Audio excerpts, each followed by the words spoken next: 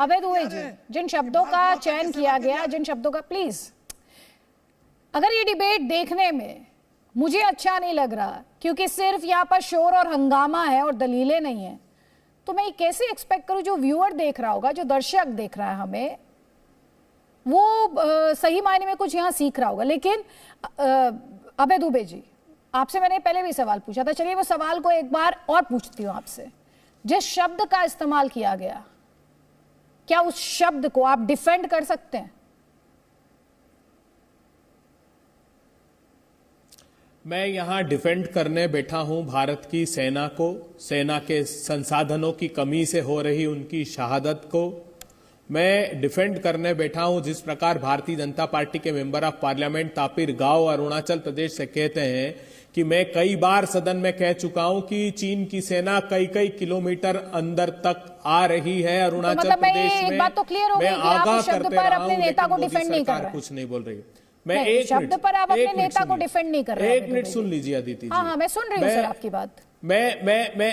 मेरी देखिए, एक तो ऑडियो बहुत ही वीक है, मैं किसी भी दूसरे लोगों को सुन नहीं पाया, मगर सिन्हा साहब का एक आध शब्द में जो समझ पाया हूं, तो मैं उस पर ये बताना चाहता हूं कि जो टूर ऑफ ड्यूटी की बात कर रहे हैं, अब वर्ल्ड वाइड इस बात पर चर्चा चल रही रशिया और यूक्रेन के युद्ध के बाद कि जिस प्रकार रशिया की कैजुअलिटीज हुई, जिस प्रकार वहां सैनिक मरे हैं, कम प्रशिक्षित सैनिक, उस पर फिर से पुनर्विचार पूरे विश्व की सेना कर रही है। एक बात। दूसरा, सीडीएस विपिन रावत जी का एएनआई को दिया हुआ इंटरव्यू वो फिर से पढ़ें।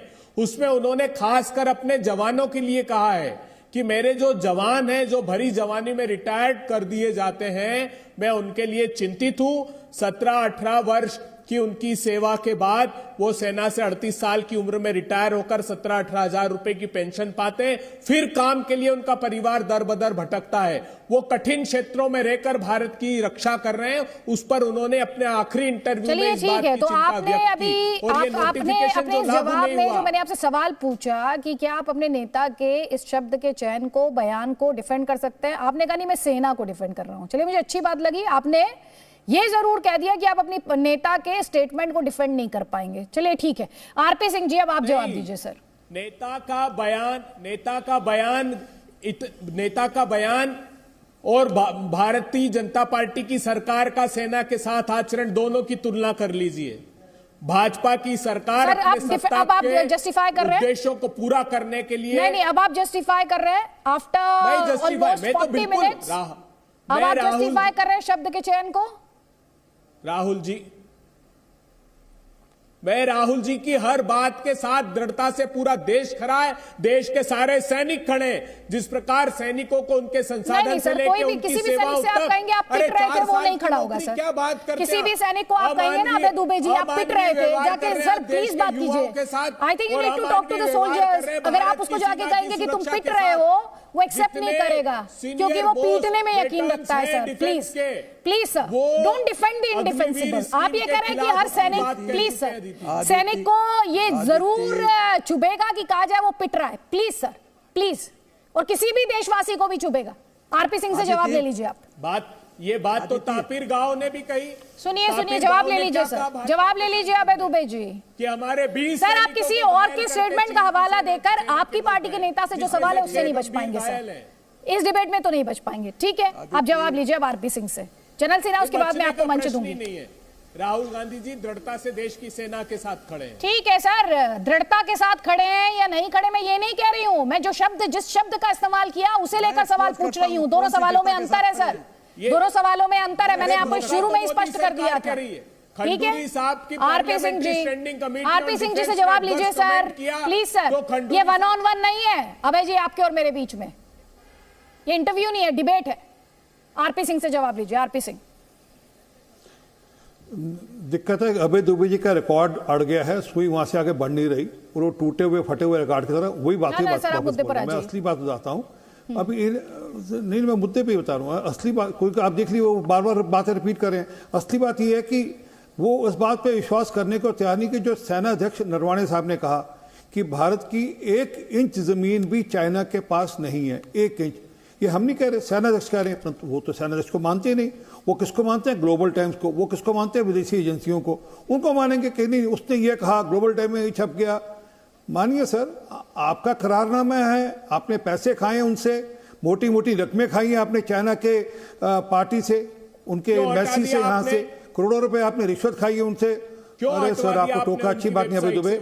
मैंने आपके बारे में एक बार नहीं बोला, आपने आपको बोला एक बार, आपने आपको टोका एक बार। आप बताइए 1,35,00,000 में से आपको कितने पैसे मिले थे? अगर डिबेट चली तो आप मेरे को तो आपने म्यूट कर दिया था, आपने मुझे म्यूट कर दिया था देती, मैंने तब उसका बात करी मैंने। अरे 1,35,00,000 में से कितने पैसे अभय दुबे आपके बैंक खाते में आए? इसका जवाब है आपके पास। चाइना से कम्युनिस्ट पार्टी कितने पैसे मिले आपको? आपके नेता को तो डॉलर नहीं मिली। अभय जी, मैं ऐसे बात नहीं कर पाऊंगी सर, मैं ऐसे डिबेट नहीं करती। आपने सवाल पूछा तो जवाब लीजिए, या फिर सवाल मत पूछिए सर। आरपी सिंह जी, इनसे पूछिए, इनके नेता सदन में खड़े होकर पूछते हैं कि हमारी सेना की डिप्लॉयमेंट कहां पर है, हमारी सेना के ब्रिजेस कहां पे हो गए।